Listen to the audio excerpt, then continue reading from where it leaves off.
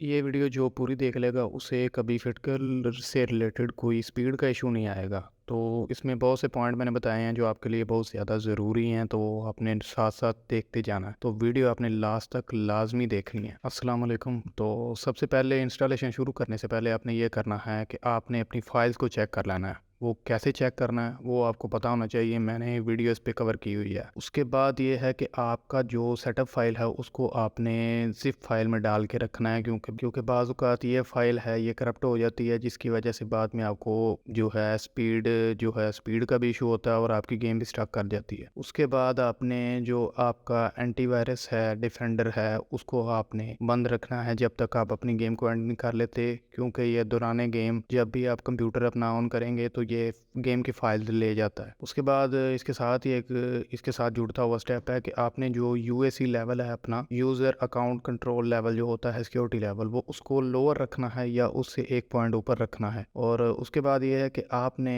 एक ही ड्राइव के अंदर गेम को इंस्टॉल नहीं करना। मतलब अगर सी ड्राइव के अंदर आपकी गेम पड़ी हुई है तो आपने कोशिश ये करनी है कि आपने उसको इंस्टॉल करना है डी ड्राइव में। ये नहीं होना चाहिए कि आप सी में गेम आपकी पड़ी है और आप सी में ही इंस्टॉल कर रहे हैं। इससे जो ड्राइव होती है उसके ऊपर ज़्यादा लोड पड़ता है। एसएसडी ये लोड बर्दाश्त कर जाती है, लेकिन जो एचडीडी है वो ये लोड बर्दाश्त नहीं करती, वो ओवर हीट हो जाती है, जिसकी वजह से आपको स्पीड भी स्लो मिलती है और उसकी हेल्थ में भी इश्यूज आ सकते हैं। उसके बाद ये है कि जब आपने गेम को इंस्टॉल पे लगा देना है तो आपने अपने पीसी को यूज़ नहीं करना, उसको छोड़ देना है जब तक आपकी गेम इंस्टॉल नहीं हो जाती। अब हम जो सेटिंग्स है वो शुरू कर लेते हैं। तो सबसे पहले आपने जो सेटअप है, जिस गेम को आप इंस्टॉल करना चाह रहे हैं उसकी सेटअप की प्रॉपर्टीज़ में चले जाना है। उसके बाद आपने कंपैटिबिलिटी के टैब में आ जाना है और वहाँ पे आपने विंडोज 7 को सिलेक्ट करना है। जौन सी भी आपकी विंडो है, 7 है, 8 है, 8.1 है, 10 है, 11 है। उसके बाद आपने नीचे ऑप्शन होगा रन एज एडमिनिस्ट्रेटर, उसको करना है।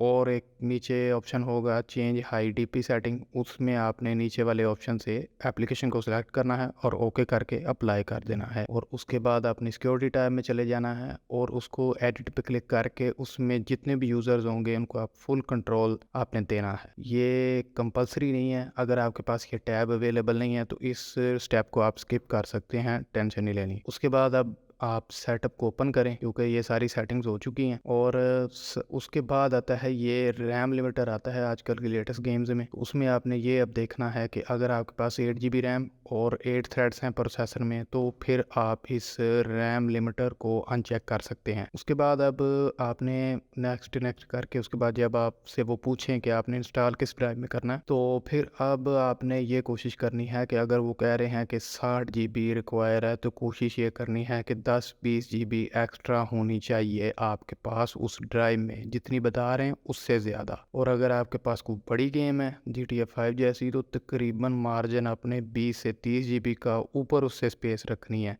अगर आपके पास SSD है तो आपने कोशिश करनी है कि आप SSD में इंस्टॉल करें, उससे आपकी जो स्पीड है इस रीपैक की बहुत अच्छी मिलेगी आपको। अब उसके बाद ये है कि लास्ट स्टेप जहाँ से आगे आप सेटअप को इंस्टॉल करते हैं, तो यहाँ पे एक इम्पॉर्टेंट चीज़ है जो आपने माइंड में रखनी है। नीचे अगर आपने आपकी गेम के साथ कोई लैंग्वेज पैक आता है, फॉर एग्जांपल आप कोई गेम होती है जो ओरिजिनली इंग्लिश में नहीं होती, उसके लिए उन्होंने इंग्लिश का लैंग्वेज पैक दिया होता है, तो वो अपने साथ लाजमी डाउनलोड करना होता है गेम के पार्ट्स के साथ। तो वो आपने डाउनलोड करना है। तो जब आप यहाँ पे इंस्टॉल कर रहे हैं तो वो बाय डिफ़ॉल्ट जो होता है वो चेक होता है, तो आपने उसको भी चेक करना है। अगर आप उसको चेक नहीं करेंगे तो वो गेम की फाइल्स का हिस्सा होता है, अगर आप उसे नहीं करेंगे तो वहाँ पे भी आपको एरर्स आ सकते हैं। और अगर आपने कोई टेक्सचर पैक वगैरह, जैसे कोई ओल्ड गेम होती है उसमें बाद में वो टेक्सचर पैक ऐड करते हैं, तो उनको भी आपने लाजमी चेक करना है इस वाले ऑप्शन में। और इससे नीचे आप थोड़ा सा आएंगे तो यहाँ पे लिखा होता है डायरेक्ट और विंडो C++